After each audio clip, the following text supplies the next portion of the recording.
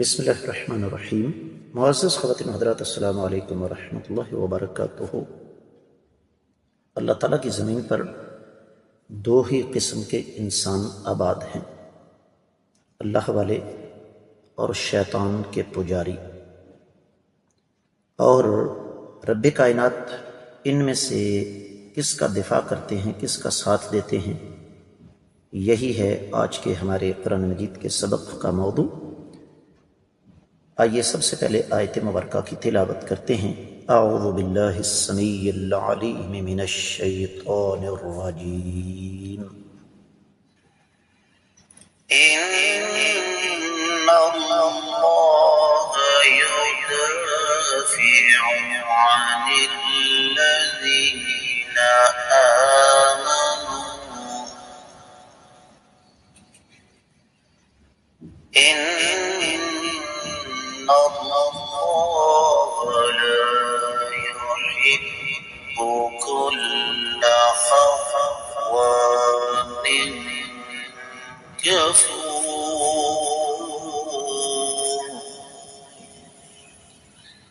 ان اللہ يدافع عن الذين آمنوا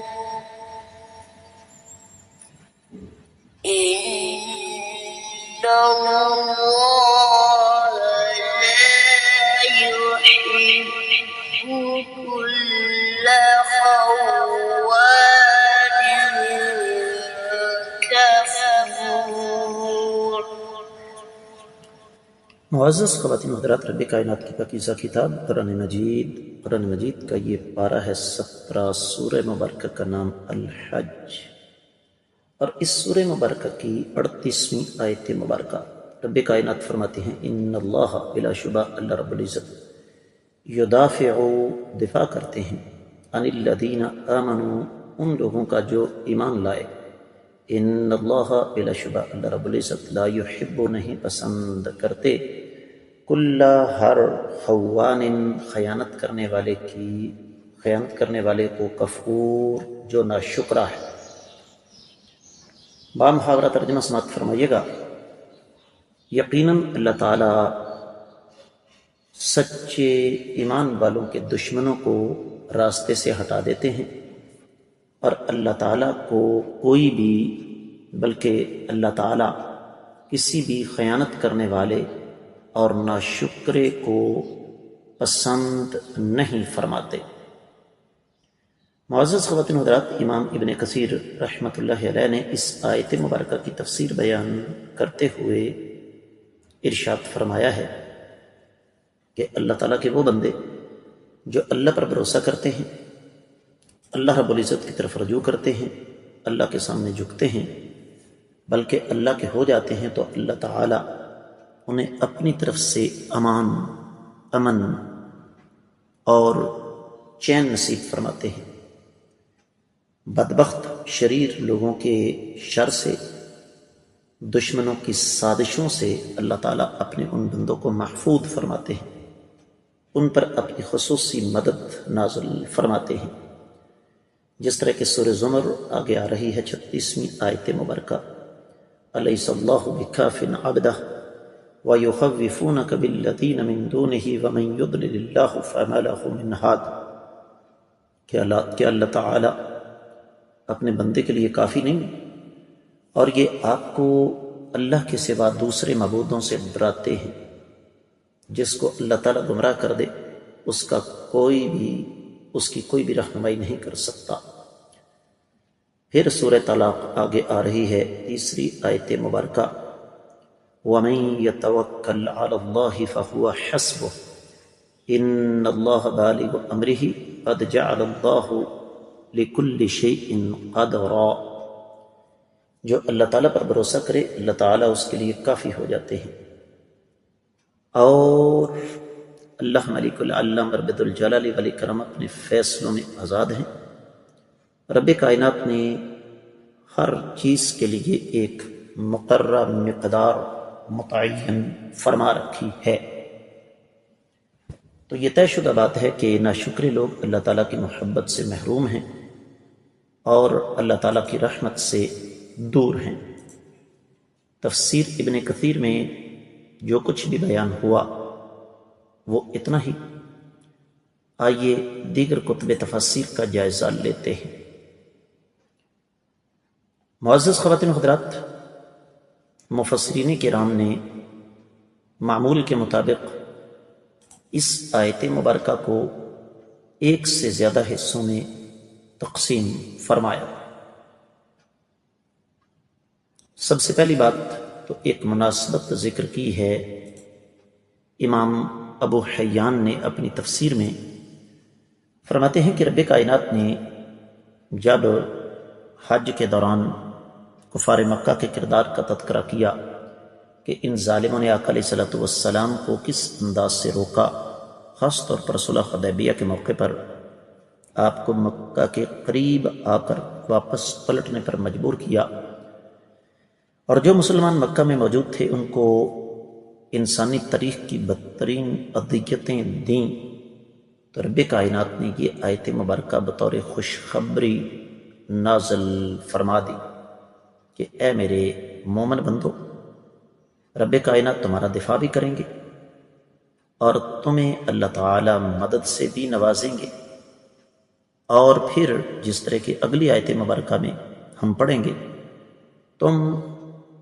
اللہ تعالیٰ کے حکم سے ان کے خلاف لڑو تو اللہ تعالیٰ تمہیں دوبارہ مکہ میں بھی لائیں گے، بلکہ پوری زمین پر تم کو غلبہ عطا فرمائیں گے، کیونکہ سپریم طاقت اللہ تعالیٰ کی ہے، کسی اور کی نہیں۔ تو اس آیت مبارکہ کا پہلا حصہ ان اللہ یدافع عن الذین آمنوا، اس حوالے سے ایک قراءات کی بحث ہے جسے امام ابن الجزری نے النشر میں اور معانی القراءات میں امام ازہری نے اور حجت القراءات میں امام زنجلہ نے اور الکشف میں امام مکی نے ذکر فرمایا۔ اس پر ان تمام قراء کرام نے بڑی لمبی چوڑی بحثیں کی ہیں۔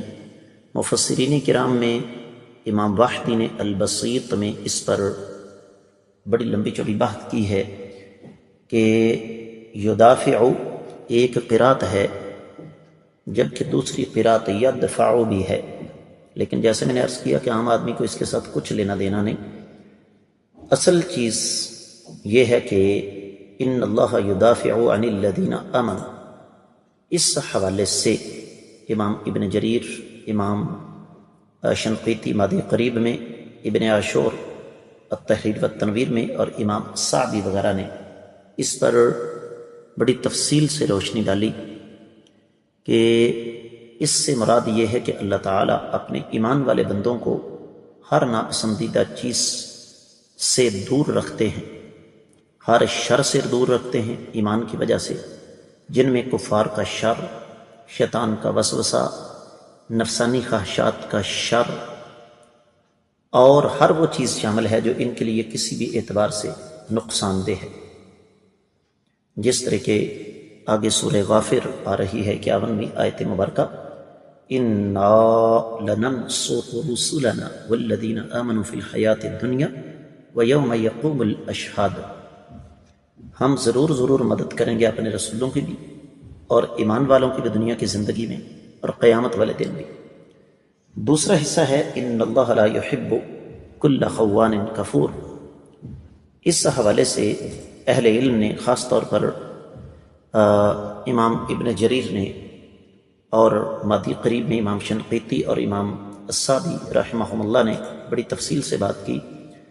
فرمایا کہ ہر وہ شخص جو اللہ تعالیٰ کی امانت کے ساتھ خیانت کرتا ہے، اللہ کے حقوق پر ڈاکہ مارتا ہے، اللہ تعالیٰ کے احکامات کی مخالفت کرتا ہے، اللہ تعالیٰ کے بندوں کے حقوق سلب کرتے ہوئے عہد شکنی کرتا ہے، اللہ کے نعمتوں کا انکار کرتا ہے، اللہ کا شکر ادا نہیں کرتا، وہ اللہ کے ناپسندیدہ بندوں میں شامل ہے۔ یہی وجہ ہے کہ وحدت و تفسیر میں یہ بات لکھی ہوئی ہے کہ جب مسلمانوں کی کثرت مکہ میں ہو گئی، لیکن اس کے باوجود کثرت کے ساتھ ان کو اذیتوں کا سامنا کرنا پڑا مکہ والوں کی طرف سے۔ کچھ لوگ حبشہ چلے گئے اور پھر مسلمان جو مکہ میں باقی رہ گئے تھے ان پر ظلم و ستم کے پہاڑ توڑے گئے۔ تو رب کائنات نے یہ آیت مبارکہ نہ صرف یہ کہ بطور تسلی بلکہ خوشخبری کے طور پر نازل فرما دی، اس لیے کہ مسلمانوں میں سے کچھ ایسے بھی تھے جو کہتے تھے آقا علیہ الصلوۃ والسلام سے مخاطب ہو کر کے آقا علیہ الصلوۃ والسلام ہمیں ان کے خلاف لڑنا چاہیے۔ تو آقا علیہ السلام نے فرمایا مجھے ابھی اس کا حکم نہیں ملا۔ تو یہ دراصل ایک تسلی تشفی تھی اللہ تعالیٰ کی طرف سے کہ مسلمانوں جلد بازی کا مظاہرہ نہ کرو، سب کچھ ہوگا اللہ تعالیٰ کی توفیق سے۔ رب کائنات اپنی رضا و رحمت سے اپنے فضل و کرم سے تمہارا دفاع کریں گے۔ یہ جو کچھ ہو رہا ہے صرف ایک وقتی بات ہے، اور اس کے بعد اللہ تعالیٰ کی مدد تمہارے ساتھ تھی، ہے اور ہمیشہ رہے گی۔ تمہیں دل چھوٹا کرنے کی ضرورت نہیں ہے، بلکہ آپ لوگوں نے استقامت کے ساتھ راہ حق پر ڈٹے رہنا ہے۔ یہ اللہ تعالیٰ کا وعدہ ہے، اور اللہ سے زیادہ سچا وعدہ کسی کا بھی نہیں ہو سکتا۔ انسانی تاریخ اٹھا کے دیکھو، آپ لوگوں سے پہلے مسلمانوں کے ساتھ کیا کچھ نہیں ہوا، اللہ والوں کے ساتھ کیا کچھ نہیں ہوا، لیکن بالآخر اللہ مالک العلام رب الجلال والاکرام نے اپنے بندوں کو ہی کامیابی عطا فرمائی، ان کو ہی غلبہ عطا فرمایا۔